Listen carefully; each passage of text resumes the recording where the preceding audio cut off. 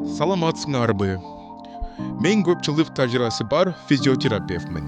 Бүгін мен сіздерге үй шартында белдің төменгі бөлігіндегі ауырлардың алды алуға жардам бере тұрған көнігулерді көрсетем.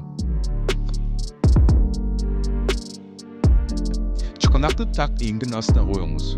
Білекті қатты мұштымға түйіңіз же алақанды жерге қойып, аны қармап тұрғандай елестетіңіз. Денен навалы. Тізелерді бірінің үстіне бірін қойып, бүгіп жатауыз. Денені түздіп, құрсақты ичке тартауыз. Қолыңызды белге қойып, баштапқы абалды қармаңыз. Көнігу атқару. Тізенің түшқы бөлігіменен жерді түртіп, жамбашты өйді көтіреміз. Екінші бұтты өйді көтіріп, 10 секундта қармаймыз. Андан кейін бұтты жана жамбашты қырындықынды түшіреміз. Мадилу. Чықанақ жамбаштына тізе бір сызықта болушы керек.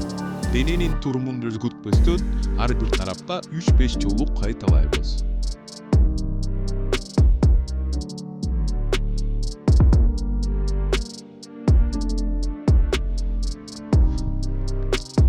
Көнігу банка. Бұл көнігуні бірінші көнігуден кейін атқару сымыштығы.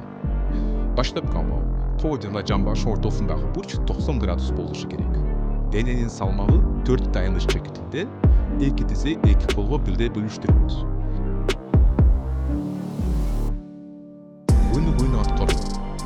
Bir қолды жерден көтеріп, 5 секунда қармаңыз. Андан кейін башқа қолды көтеріп, ошол эле нерсени кайталаңыз.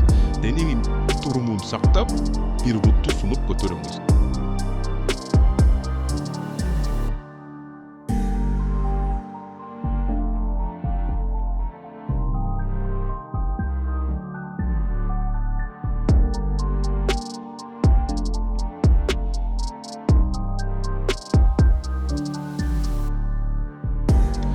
Эгерде бул көнүгүү жеңилдей баштаса, кол менен бутты бир урта карама каршы тараптарга сунуп, тең салмактуулукту сактап машыксаңыз болот.